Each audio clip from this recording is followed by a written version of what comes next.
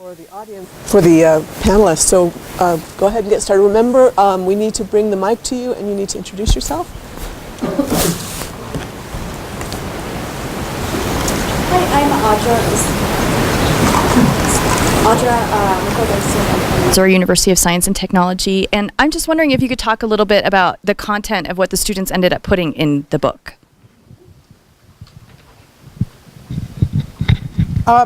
Yes, I mean basically anything and everything. Here's a thing. They talked about where they were born, what their families were, how many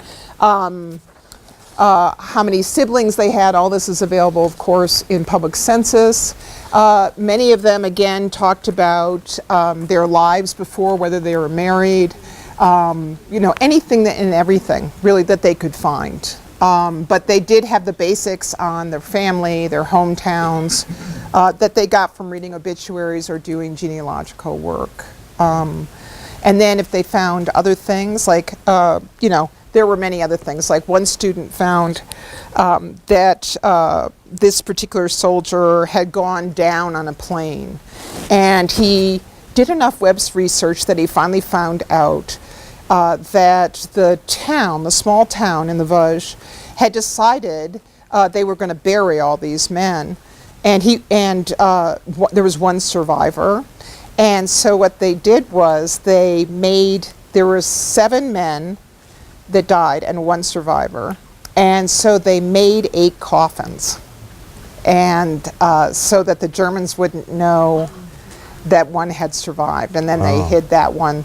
So they found amazing stories, but it was very variable, And then the other thing was kind of heartbreaking is this IDTP file. Some of them were like this, and some of them were like this, it was kind of the luck of the draw. And I'm wondering, are you going to have enough more Wisconsin, or are you going to let people? Oh yeah. Okay. Yeah, and actually, I'm not contacting Jocelyn because they're so excited that the Épinal Cemetery has been selected to have it completely decorated for Memorial Day, and they're actually looking for donations to help them buy, flowers, because unlike me, they're not cheap and they actually want to decorate every grave. So May is out for her. But after that, yeah. Other questions? This is a perfect panel. I'm Mary Lewis. I wanted to know, since probably most of us don't have the luxury of teaching French history only as French history, but are more likely to teach a World Wars class as a European history class, how you might integrate some of what you were just talking about into a more pan-European perspective, and where France ends up fitting in to that story. Because the danger of doing that, of course, is there's tons of stuff about the British in World War I in France, but then you're telling a different story maybe than the one you want to tell about France. Ends up being about Britain, which is okay. But I'm just curious if you could speak to that. So I don't think very many of us, even at luxurious institutions like mine, teach French history that often as such. Maybe I'm wrong, but. Well, I do teach French history every once in a while, but I'm teaching more and more frequently World War I or Europe in the era of the Great Wars. So it necessarily has to be transnational in that regard. I do think that we could emphasize more the way in which these various national communities intersect with one another. And something that I think we all know at one level, but we haven't necessarily converted it into sort of pedagogical exercise, is this notion of the foreignness of France. And that could translate, it's the foreignness of Italy, the foreignness of the occupation in Germany right after the First World War and so forth, and how that changes the way in which particularly the soldiers understand sort of the cultural aspect. Why are people not flying? Why are they taking ships for 3,000 miles to fight in a country with which they have no background, no family history? What does it mean to say that you're fighting for the empire if you're in Picardy? So I think, that phrase "somewhere in France" has always intrigued me because it does seem to be so banal, but prompts me to think, like, what exactly do they mean by France? But I think that's a question that you could ask more generally. I have the same kind of perspective. My classes are not on France only. It's more military history anyway. So I have lots of students who are interested in military history who don't have any specific interest in French history. And so what I try to do, I think it's a very interesting point. Of course, in many ways, France is central. I would say also as a space, and I try to include as much as possible on the Eastern Front too, because I think it's of course one of the major perspectives for the future, and I do that most of the time, studying Maria Boschkareva and the battalion of women soldiers, which can be seen just as a small example, but it's essential, of course, to the participation of women in combat, even if it's, and I try at that time to draw a comparison with World War II, which is interesting too, because some of the students know a little bit about the participation of women soldiers in the Red Army during World War II. So yes, that's. Yeah.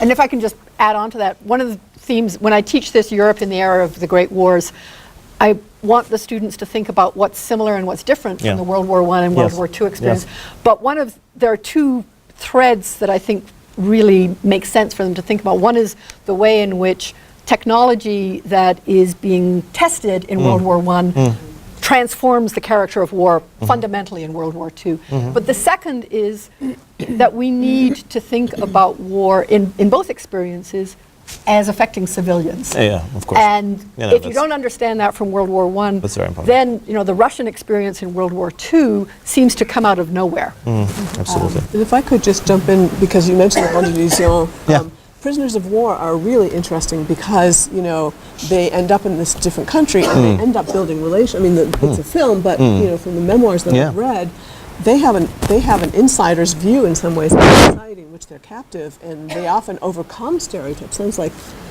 here maybe not so much, but that's another way of getting at a transnational experience that then I think can come home and change attitudes. I don't know, just prisoners of war and another element.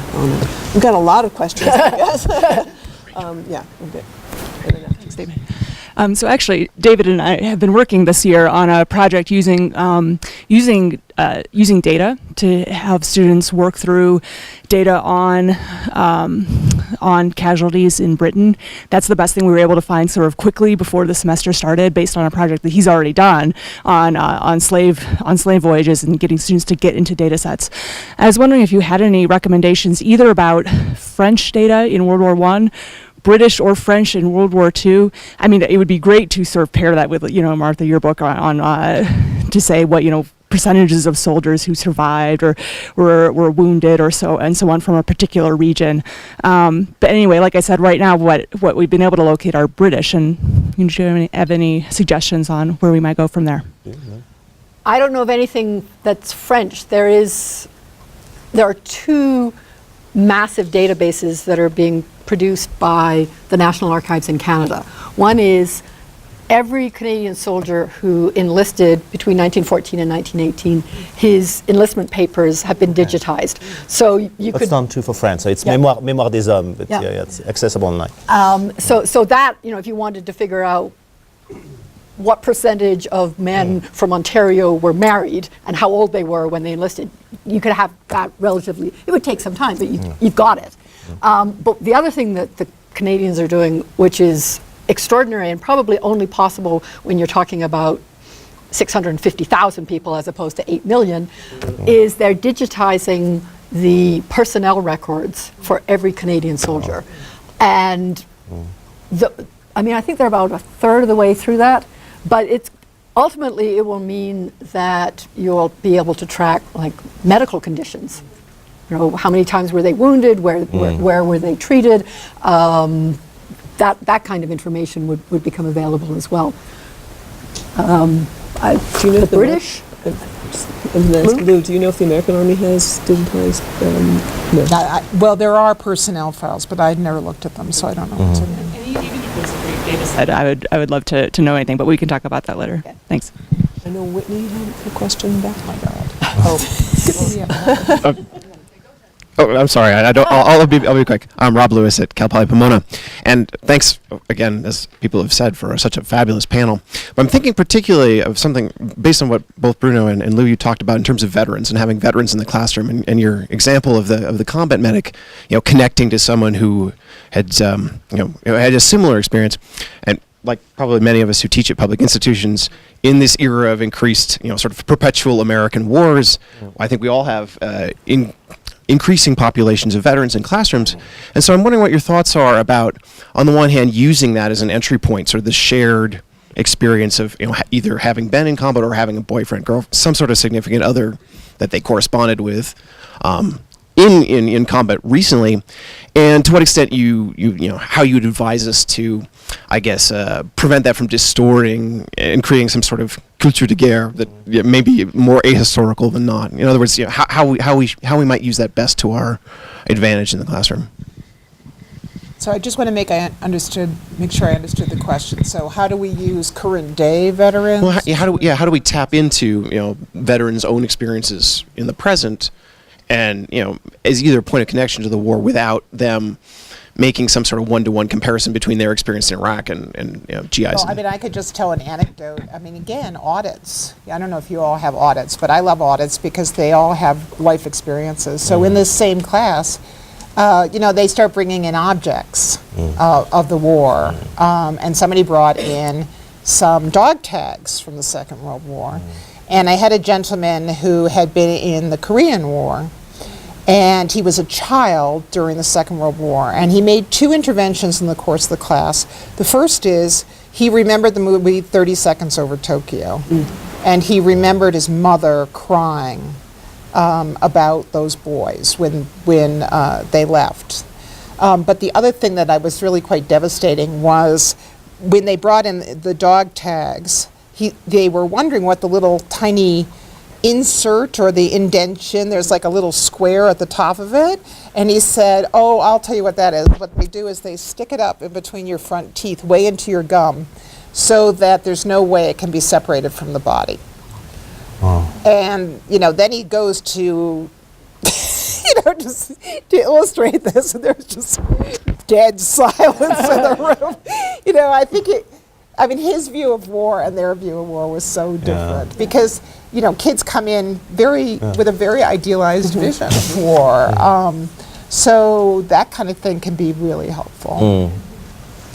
Well, I have veterans. I don't have veterans in my undergraduate classes, of course, but I have veterans in my graduate classes, and I try to, I don't want them to talk so much about their own experience, but to share kind of expertise, even if I don't know if it's the right word, about novels. I use many novels. There's so many wonderful novels that have been published. I just read Redeployment, for instance, which is a fantastic series of short stories on the Iraq War. It's a great book, really. And I think that using this novel is a way maybe to create a space where, what you don't want, that's also another problem, what you don't want is that non-veterans are excluded from the conversation, and it can happen.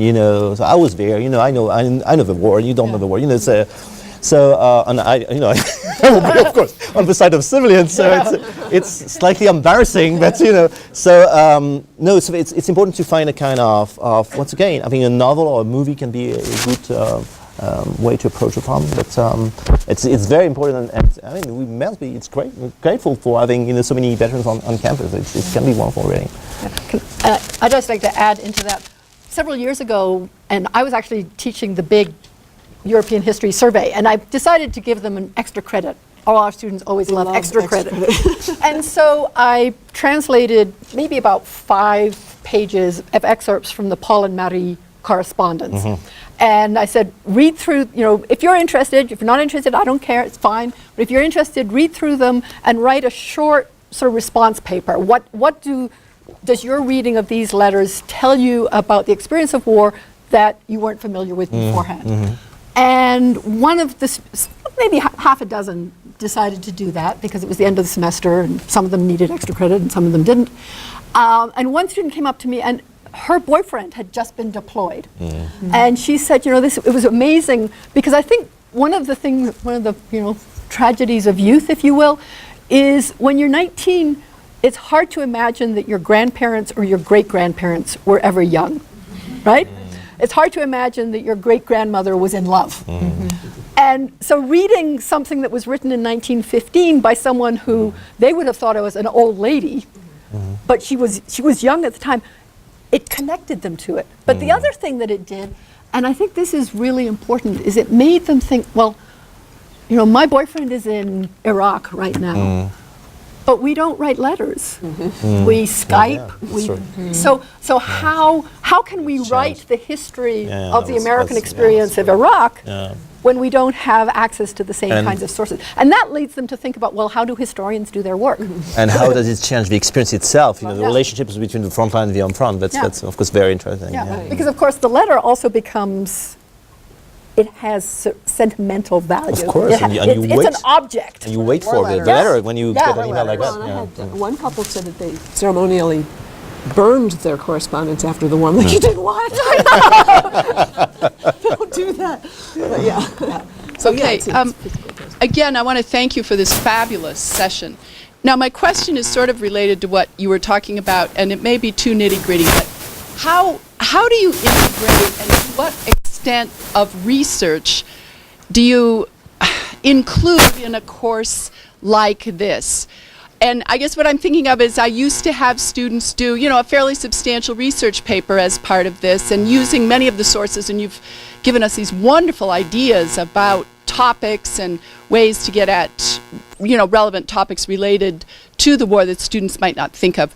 But then there's the issue of doing historical research and referencing your sources, and how many pages long is it? So I'm asking you a very nitty-gritty question, which perhaps is just not appropriate, but I'd be interested, and Lou addressed this a little bit with, and you did too, with an extra credit, somewhat limited assignment.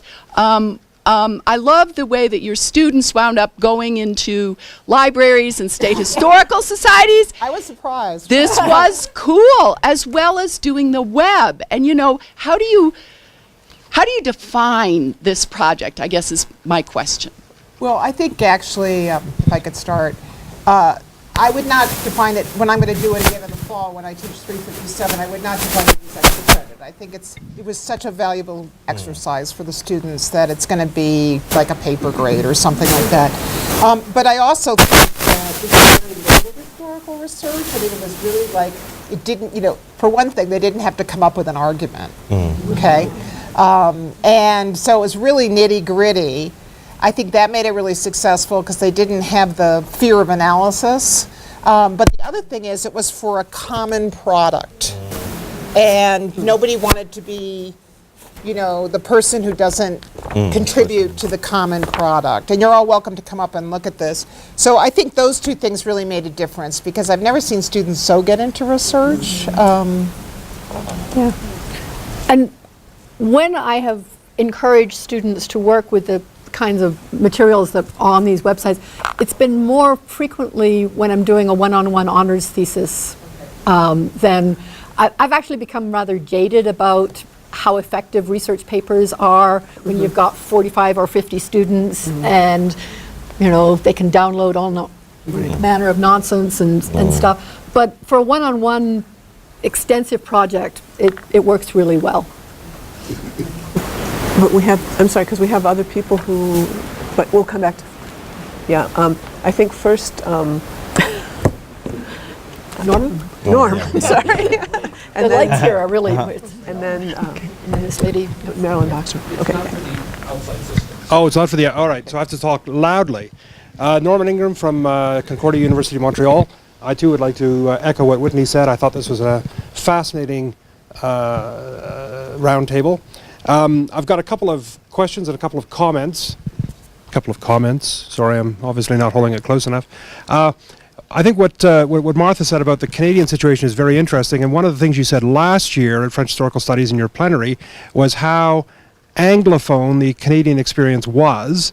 A lot of the people who go overseas actually were born in the UK. And I think one of the things that from a Canadian perspective is very interesting is the way this becomes not a transnational issue, but an intranational issue. And so in both world wars in Canada, we have this incredible divide between the Québécois, the French-Canadian experience, and the Anglo-Canadian experience. And I think that a lot of that could come out presumably in the archival material that's now been digitized online as well.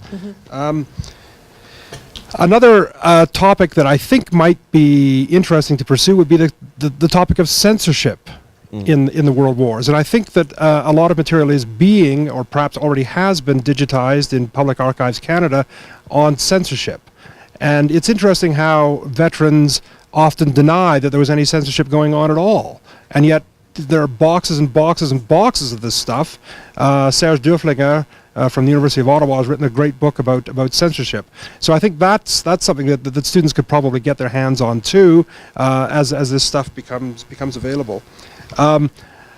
Thirdly, I've recently, even though I'm a very logocentric dinosaur historian like Martha, I've recently, in the last 6 years, begun doing 400-level seminars on film and the legacy of the Great War, film and the memory of Vichy. And that's, I think, a very interesting and useful way of approaching these topics for students. I mean, obviously there are people who know an awful lot more about film than I do, and who are not logocentric, but I think it's something worth considering. And then finally, I would just like to say that I understand completely what Mary Lou was talking about, the joy of discovering some of these things. When I was a PhD student, I actually interviewed some people who had been pacifists as a result of their experience during the Great War. So I talked to Fenner Brockway before he died. He was 96 years old. He'd shared a platform with Rosa Luxemburg and Jean Jaurès before 1914, which gave me shivers like you wouldn't believe. And I also interviewed Robert Jospin 6 months before he died. And that I think that sort of thing is very interesting, and I'm not quite sure what to do with it. I've never published any of that stuff, but it's there on tape. Thanks very much. I think Marilyn and then maybe Sarah Farmer. I just wanted to mention a resource that might be helpful, which... I can't hear you, sorry. Is this better? It's the mic. The mic is only for the recording, so you have to speak up in your professor voice. That's just for the recording. Oh, for you? All right. Mike doesn't I just wanted to... Is that better? All right. I just wanted to mention a possible resource for materials that people would find useful, particularly for teaching, that you may not be aware of. My father was an aerial photographer in France during 1918, came home with a collection of several hundred photographs, which 2 years ago my brother and I donated to the National World War I Museum in Kansas City, Missouri. There's an archivist there named Jonathan Casey, who's very knowledgeable, and even today, as our example shows, many people are donating artifacts and materials that have been in their families for, most of the century to that museum. So you might think about writing to them or going to visit it. It's a wonderful historical museum, the National World War I Museum in Kansas City, Missouri. Thank you. Great. That's great. And I know that Sarah Farmer back there has... No? Okay. There was somebody else over here, maybe, who had a question? No. Oh, I'm sorry. Okay, up here. Hi, I'm Christy Brooks from Central Michigan University. I'm actually teaching a course on war in France in the 20th century. So World War I, World War II, the Algerian War. I know I'm not hitting all of them, but that's what I can do. I teach in French. It's a 300-level course. And this panel speaks to so many things that I've encountered in that. But what I'm wondering is if you were teaching in French, what sorts of materials would you use? What things do you wish you could, oh gosh, I wish I could teach this class in French? With the language limitation that obviously, you would have. So I'm just curious, we're going to be talking about some of these issues tomorrow too. So anyway. Do any of you have... In French and in France, or in French in the US? So in France, no. Also, I mean, in French and in France, because in France, I mean, I think the big difference, as I said, is to have access to the battlefields and the museums. Well, I think I will use maybe more novels that are taught in French. There are quite a lot, of course, of World War I novels translated into English, but I think that will be the main difference. And as I said, the bibliography will be totally different. I mean, I will be able to, use Manon Pignot, for instance. I mean, that's a major difference. Yeah, I mean, I think thinking back to the sources I used for my first book, on culture and intellectual mobilization, there's just a wealth of somewhat bombastic essays that were written by French intellectuals from 1914 onwards. I mean, they spilled more ink on the Manifesto of '93 than we could ever imagine. But those kinds of things are probably now online. I was going to say, a lot of the newspapers. And the Blue Journal, the serious intellectual journals, and that would allow them to sort of begin to dig into, why do they think this way? Why are they demonizing the Germans in this particular way? What are the motifs? What are the recurrent images? So, you've got the library at Louvain, for example, and how that plays out for the duration of the war. So there are all kinds of things that back in the day I had to, pull off the shelf at Yale and read them individually, but it would certainly allow them to access the culture story a lot more. I think a lot of memoirs. Yeah. I mean, again, one of the reasons why I published D-Day through French. A couple years ago. Is because